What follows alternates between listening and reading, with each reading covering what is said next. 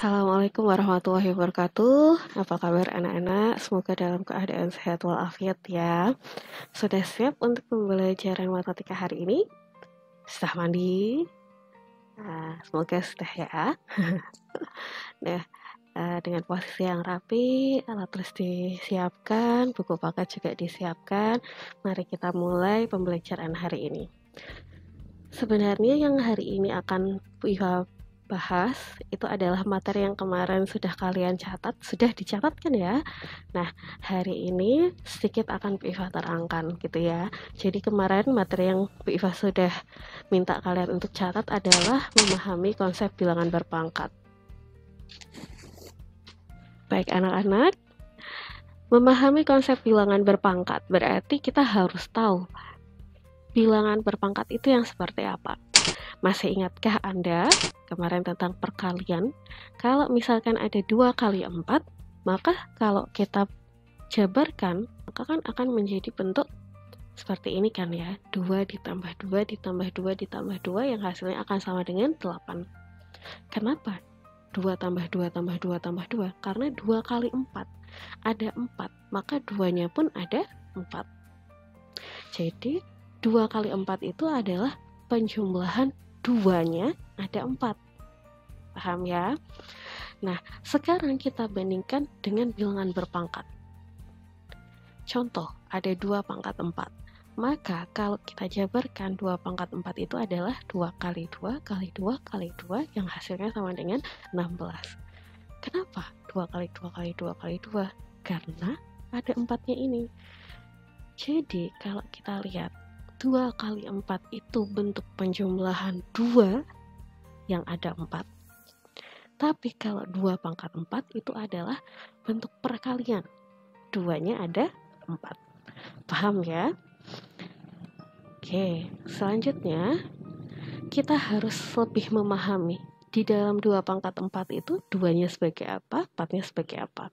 Nah sekarang 2 itu disebut sebagai basis. Jadi kalau dia posisinya terletak di bawah dan berukuran lebih besar, angka inilah yang nantinya dikalikan, ya kan? Maka angka ini disebut sebagai basis. Sedangkan yang ada di atas 4 ini disebut sebagai eksponen. Jadi dia terletak di atas dan berukurannya ingat harus lebih kecil daripada yang basis. Dan angka inilah yang menunjukkan banyak perkaliannya. Jadi kalau 2 pangkat 4 yang dikalikan itu angka 2 sebanyak 4. Gitu ya. Selanjutnya, kita akan bandingkan. Kalau kita bolak-balik 2 pangkat 5 itu tidak akan sama dengan 5 pangkat 2.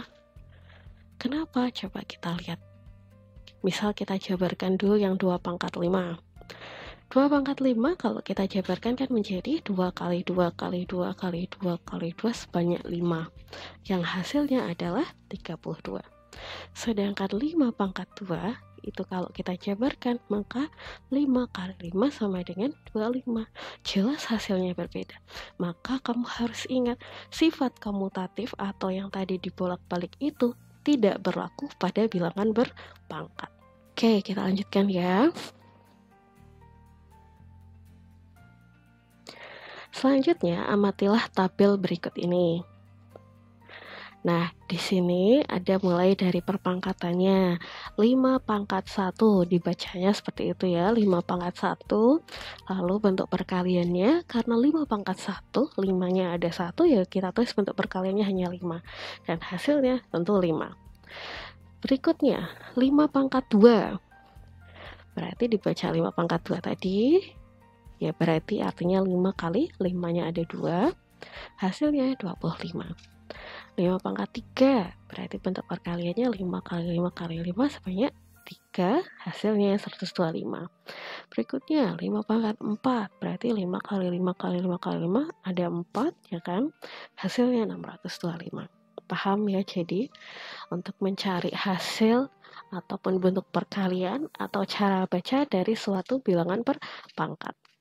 Kita lanjutkan. Kamu tahu cara menyatakan perpangkatan dalam bentuk bilangan biasa. Jadi, contoh, Kisaran luas total daratan Indonesia adalah 1,8 kali 10 pangkat 12 meter persegi seperti ini. 1,8 dikalikan 10 pangkat 12 ini adalah bentuk notasi ilmiah yang memang sering dilakukan jika luasannya itu terlalu besar. Jadi luasannya terlalu besar, maka disederhanakan atau dinotasikan secara ilmiah dengan bentuk pangkat seperti ini. Sebenarnya kalau ini kita jabarkan nilainya berapa sih? Kalau 1,8 dikali 10 pangkat 12 kita jabarkan, hasilnya adalah 1.800 miliar meter persegi.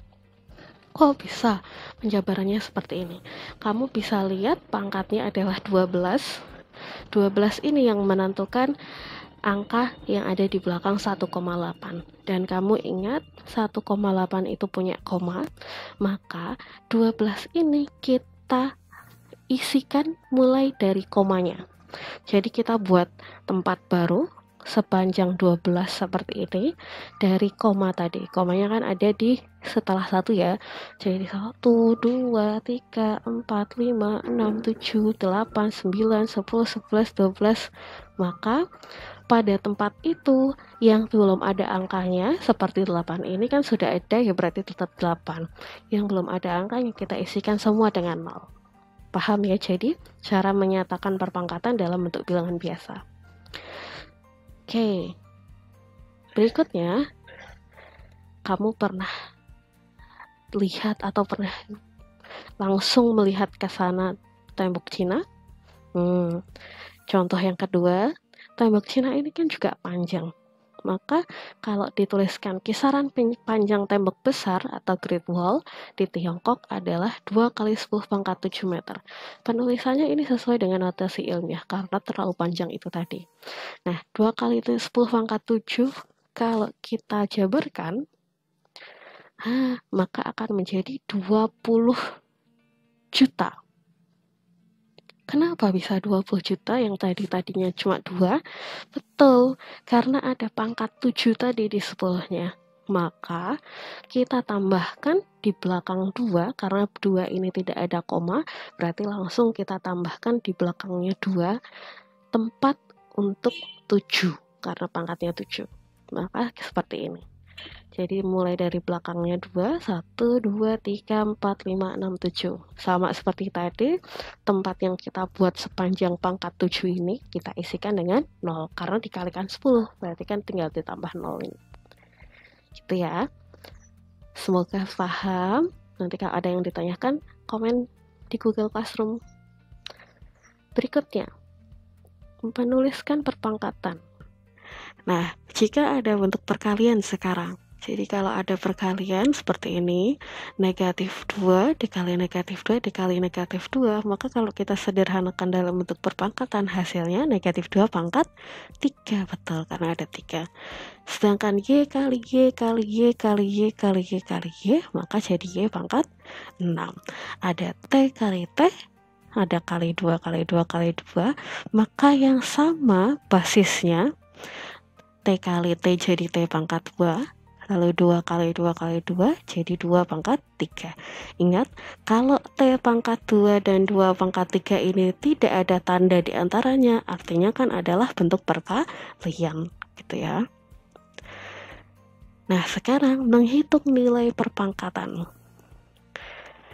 Kita bahas yang bagian 2 pertama dulu ini.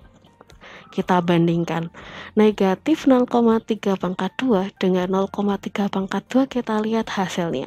Hasilnya sama. Kok bisa? Coba kita lihat perkaliannya. Negatif 0,3 pangkat 2 berarti kan negatif 0,3 kali 0. Negatif 0,3. Negatif kali negatif, positif hasilnya. Sedangkan 0,3 dikali 0,3, angka 3 dikali dengan 3 hasilnya 9. Nah, komanya itu menentukannya bagaimana? Yang negatif 0,3 di belakang koma 1, negatif 0,3 di belakang koma 1. Maka hasilnya tinggal yang di belakang koma ada 2 angka. Jadi 9, 0, ini kan di belakang komanya jadi ada 2 angka. Begitu pula dengan 0,3 pangkat 2. Karena dia positif kali positif, hasilnya jadi positif. Maka kamu bisa pahami, ambil kesimpulan di sini, angka negatif maupun positif jika dipangkatkan dengan bilangan genap, 2 itu kan bilangan genap, maka hasilnya mesti positif. Oke, gitu ya. Semoga kalian paham. Untuk berikutnya, 2 yang negatif 0,3 pangkat 3 dengan negatif 0,3 pangkat 3. Nah, sekarang kita bandingkan yang ini. Kamu lihat, negatif 0,3 pangkat 3 hasilnya negatif 0,027, sedangkan 0,3 pangkat 3 hasilnya positif 0,027. Berarti kesimpulannya, bilangan negatif jika dipangkatkan bilangan ganjil, maka hasilnya mesti negatif. Gitu ya. Jadi yang dari awal sama pertengahan ini kan, kalau ada bilangan negatif dipangkatkan bilangan genap, maka hasilnya positif, sedangkan bilangan negatif dipangkatkan bilangan ganjil, hasilnya adalah negatif. Oke, jadi bisa kita simpulkan, bilangan negatif jika dipangkatkan genap, maka hasilnya positif, sedangkan bilangan negatif dipangkatkan ganjil, hasilnya adalah negatif. Jika bilangan positif nggak ada pengaruhnya ya, mau dia dipangkatkan genap ataupun ganjil, hasilnya tetap positif. Nah, ada contoh berikutnya lagi untuk memastikan kesimpulan tadi. Ada 2 bilangan negatif, negatif 2, negatif 2, yang satu dipangkatkan ganjil, yang kedua dipangkatkan genap. Maka bisa kamu lihat, yang pangkatnya ganjil hasilnya negatif, yang pangkatnya genap hasilnya positif. Seperti itu ya. Kita lanjutkan. Latihan soal. Perhatikan soal latihan 1-1 pada buku paket halaman 10-11. Ayo anak-anak, jadi buka buku paketnya halaman 10-11. Kita bahas latihan 1.1. Viva hanya bahas untuk setiap nomor 1 soal aja ya. Oke, pembahasan kita mulai. Nomor 1 yang A. Kamu lihat, ada negatif 2 kali negatif 2 kali negatif 2, maka kalau kita ubah dalam bentuk perpangkatan menjadi negatif 2 pangkat 3. Gampang ya nomor 1 ya. Nomor 2 yang A juga. 3 pangkat 8, kalau kita jabarkan berarti sama dengan 3 kali 3 kali 3 sebanyak 8. Kita hitung 1, 2, 3, 4, 5, 6, 7, 8. Seperti ini. Gampang juga kan? Nomor 3 yang A, 5 pangkat 4 diminta mencari hasilnya. Berarti kita jabarkan dulu ke bentuk perkalian. 5 pangkat 4 itu kan berarti 5 kali 5 kali 5 kali 5, ada 4 kan 5-nya. Kalau kita kalikan, 5 kali 5, 25. Yang belakang 5 kali 5, 25. Tadi depan 25 kali 25, hasilnya mesti 625. Nomor 4. Nah, yang A ini, nomor 4 ini kan diminta diubah ke dalam bentuk perpangkatan. 1000 berarti kan nolnya ada 3, maka bisa kita sederhanakan jadi 10 pangkat 3. Nah, nomor 5, 256. Kalau tadi angka kelipatan 10 kan gampang ya, tinggal dilihat nolnya seperti nomor 4. Nah, tapi kalau sekarang 256 itu berarti kamu harus cari apa dia bentuk perpangkatan basisnya 2 atau 3. Nah, kalau di sini Viva sudah kasih keterangan 256 itu adalah bentuk perkalian 2. 2 kali berapa? 2 kali 8.